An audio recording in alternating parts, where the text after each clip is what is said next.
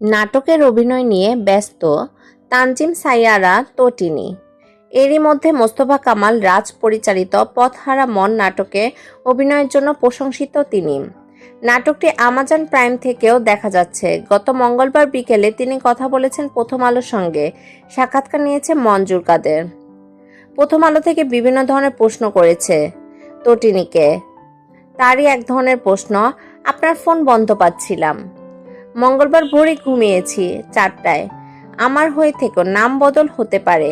Shooting শেষে বাসায় ফিরেছি, তাই ফোনের নেট বন্ধ করে ঘুমাচ্ছিলাম। আপনি তো নিয়মিত কাজ করেন, এখন কোন ধরনের নাটক দর্শক পছন্দ করছেন? আমার মনে হয় যাই করি না কেন, আমার রোমান্টিক কাজটাই মানুষ বেশি পছন্দ করে। বিগত 1 বছর ধরে তোমাদের গল্প প্রচারের পর থেকে মানুষ আমাকে একটু চটপটে চরিত্র দেখতে পছন্দ করে। তার আগে মানুষের ধারণা ছিল যে আমি চুপচাপ শান্ত, বেশি বলে বুলবুলি করেছি। তখন মনে হয় মানুষ আমাকে চঞ্চল চরিত্র দেখতে পছন্দ করে।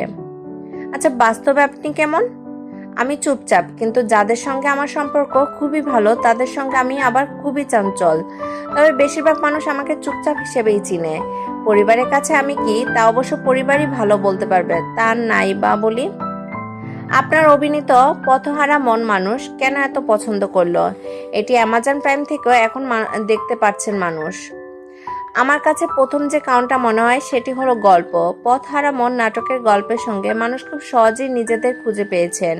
পাশাপাশি জাহিদ হাসান আঙ্কেলের দিয়ে অনেকদিন পর ফিকশনে অভিনয় করেছেন। এটাও দর্শকের মধ্যে আলাদা একটা আগ্রহ আকর্ষণ তৈরি করেছে।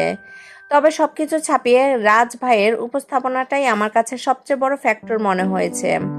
পারিবারিক গল্পের নাটক তো অনেক হচ্ছে। তোমাদের গল্প প্রচারের পর পারিবারিক ড্রামার একটি ট্রেন্ডও তৈরি হয়েছে, কিন্তু সব গল্প আমরা যেভাবে এক্সিকিউট করতে চাই বা দেখতে চাই সেভাবে সবসময় হয়ে ওঠে না। রাজভাইয়ের একটি নিজস্ব প্যাটার্ন আছে। তিনি খুব সহজ ও স্বাভাবিকভাবে গল্পের সঙ্গে মানুষকে কানেক্ট করতে পারেন। আমার মনে হয় এটি রাজভাইয়ের অন্যতম বড় শক্তি। এটিকে এক অর্থে তার ম্যাজিকও বলা যায়।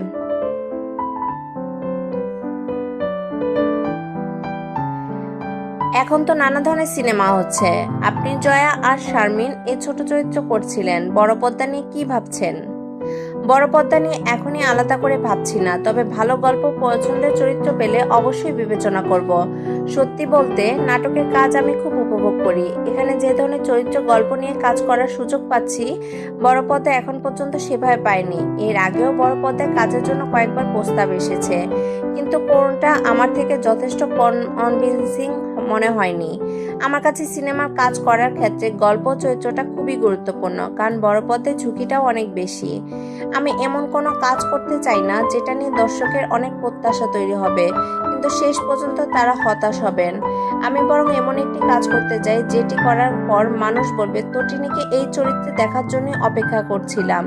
দর্শক আমার কাছে যে প্রত্যাশা তৈরি করেছেন সেটি যেন ভালো একটি কাজ দিয়ে পূরণ করতে পারে। আমি চাই না মানুষ আশাহত হোক। ধন্যবাদ।